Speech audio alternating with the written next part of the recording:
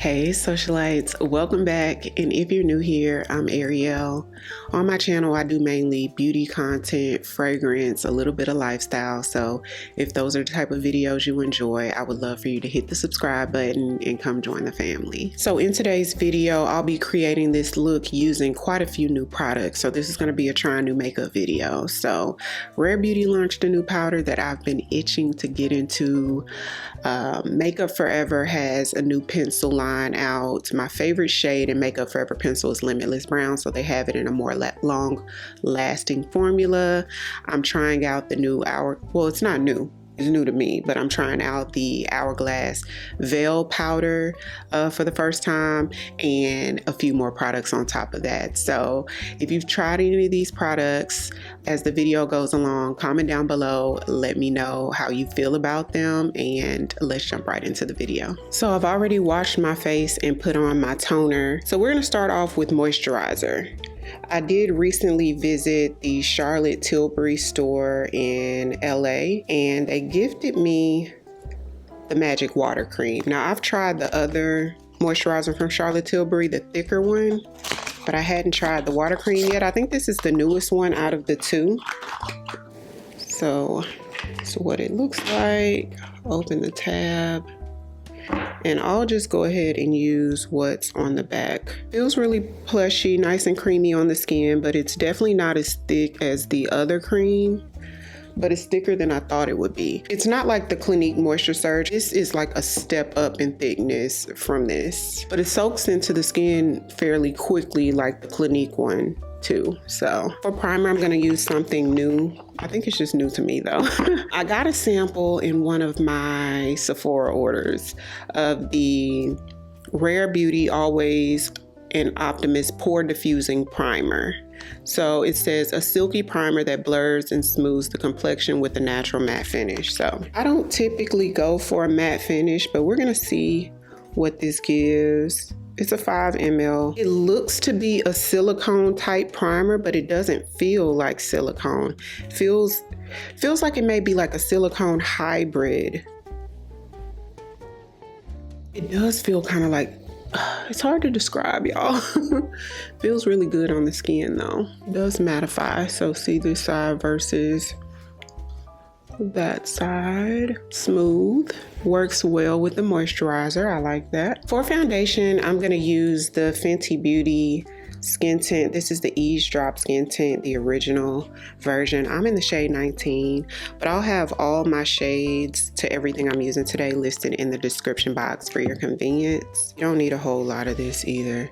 I like to start in the areas that I need the most coverage first, and then sort of use the excess to blend the rest all over. That way I don't have too much foundation on my skin. I'm so pleased with how my skin is doing, y'all, because I've had those dark marks in my face for the longest, and it's like they just did not want to fade. Like they were given, we're here to stay. But my new skincare routine is just really doing wonders. If you're not new here, I did get the Dr. Dennis Gross LED mask during the last Sephora sale.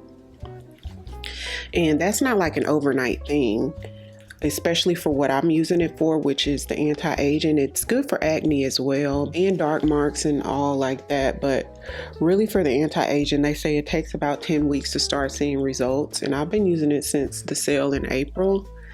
And I'm really seeing visible signs of improvement, and I'm loving it. So I'm just gonna add a little bit more in the areas that I want a slight bit more coverage.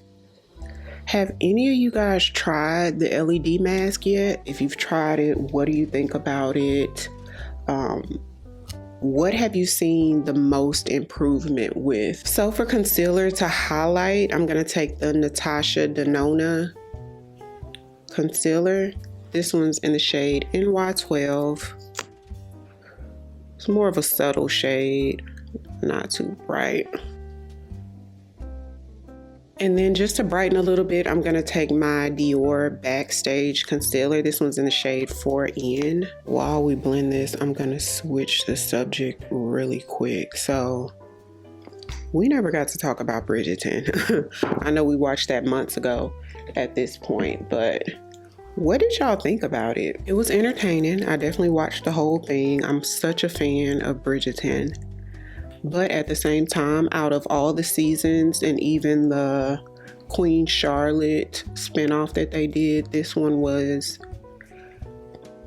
I guess, my least favorite. What did y'all think about it? I just found that with all of the other seasons and with Queen Charlotte, it was like you wanted to binge watch the whole thing, like hard to fall asleep because you just want to see what's going on with the next episode. And this one was like, okay, we can watch the next episode tomorrow type of thing. I still enjoyed it a lot. Don't get me wrong. I really enjoyed it. I'm just such a fan, but definitely my least favorite.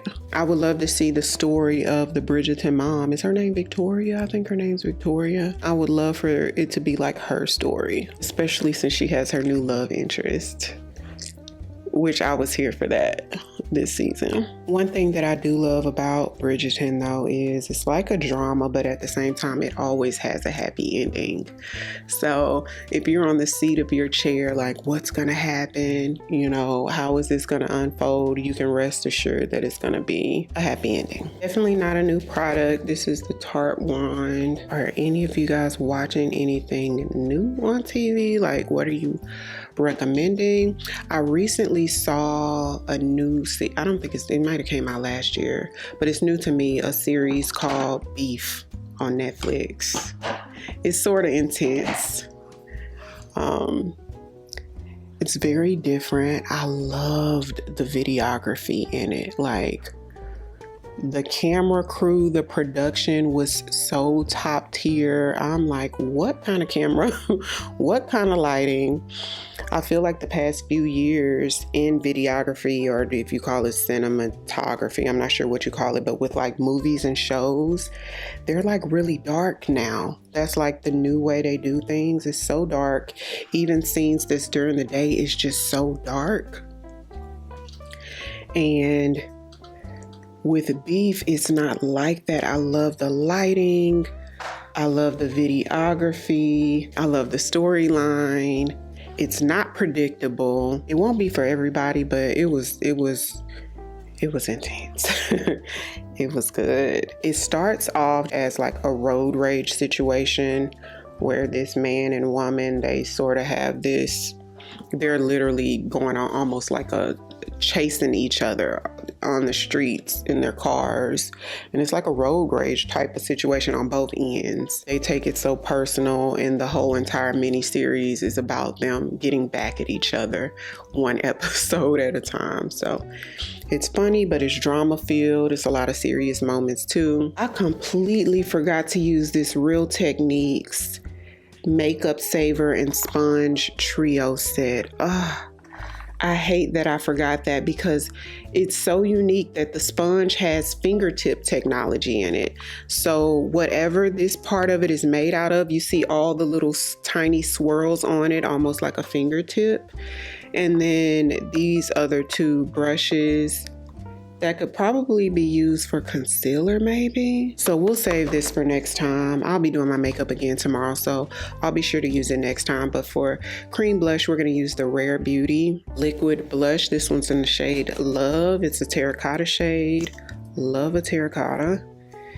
Super pigmented, you guys, so a little bit of this goes a long way. It's honestly better to sort of work off of a brush and not just apply it straight to the face. But Merit, this is like their complexion brush, really soft, good quality. It just came out with new eyebrow products, so we're about to try those out. New product alert to me. This is the Hourglass Veil Powder. Now I got this during the Nordstrom sale, which is going on until tomorrow, I think.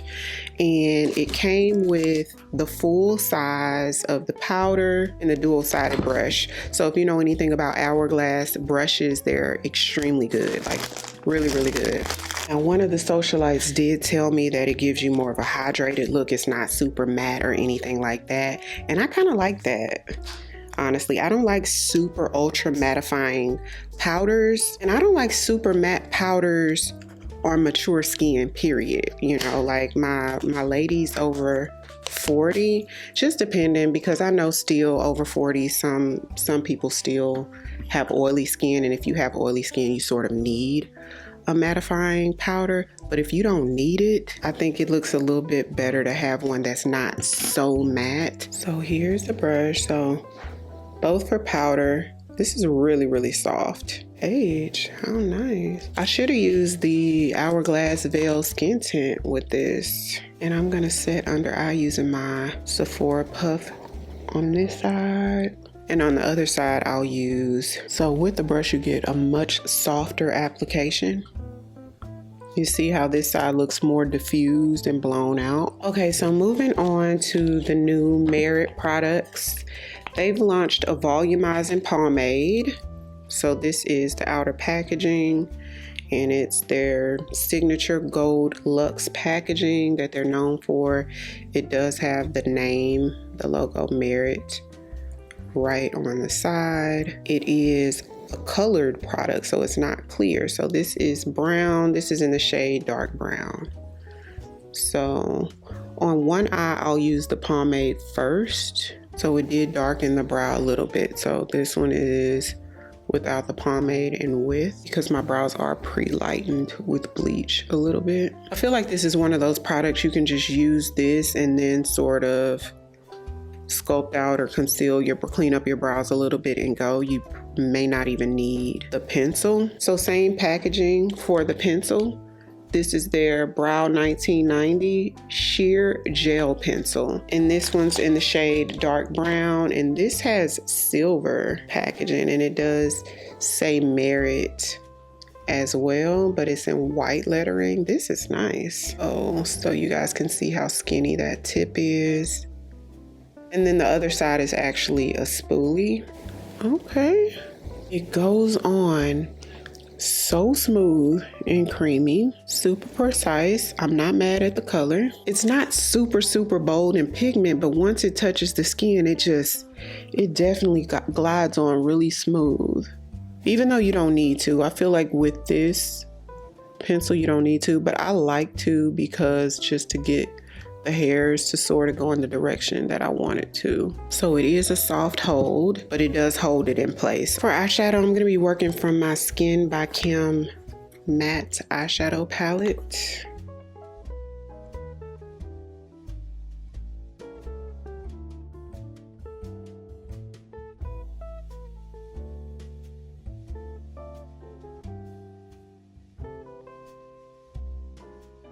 YSL Lash Clash Mascara on the top and the bottom. So Rare Beauty recently launched a new powder. My new Hourglass brush.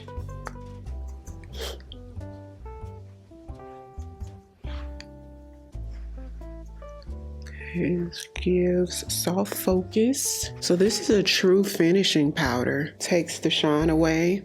It's not too much coverage at all. Less coverage than the NARS Soft Matte for sure. This one is more so along the lines of the Sephora Micro Smooth. Makeup Forever just launched some new extreme, like I guess an extreme version of their artist pencils, which is supposed to be waterproof and a lot more long lasting and intense. So my go-to shade is Limitless Brown in the regular pencil. So I picked up Limitless Brown in the extreme version, and it looks to be the same shade. So this one feels a little bit more waxy going on the lip than the original. The original feels sort of dry with a slight creamy touch. This one feels more like waxy based. I'm starting to feel it dry down, like you can feel it when you go back over it and it's like not wanting to budge. So when I visited the Charlotte Tilbury store, I also picked up a new lipstick that I had my eye on for y'all probably a couple years, never picked it up. Sort of like a brick color, sort of kinda. The name of it is Stone Rose. This looks exactly how I envisioned it to look. I wish I had put less liner though. I feel like the liner is really making it a lot more dramatic than I wanted it to. I did pick up a gloss that has glitters in it. I'm not gonna try that because I feel like it doesn't go with the lipstick. Maybe Fussy. Let's see what Fussy looks like on top.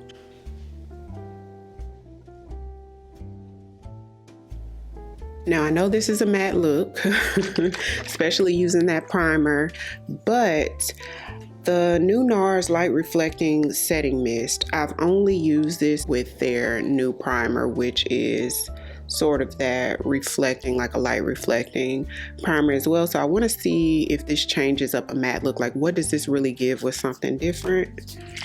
So, because I didn't put any type of like highlighters or anything on today, or anything that would give the skin like a sheen, and I feel like the spray gave it just like a light reflective finish to the skin slightly. It's not overdone. Now my pores do seem to look a little bit more visible than normal when I just finished my makeup. So I'm not sure if the spray did that or if it's that Rare Beauty poreless, but see, this is supposed to fill in the pores, so I'm not mad at it. Comment down below, let me know what you think about these products. Have you guys tried any of the new products that I've tried today? What do you think about them? Everything I used I'll have linked in the description box, so be sure to check that out. If you're new here, welcome. I would love for you to come join the family by hitting the subscribe button. Thank you all so much for watching, and I'll see you on the next one. 'Cause I've been where you are. You're too scared to show me love. 'Cause too fresh with the scars. Well, I don't have the answers.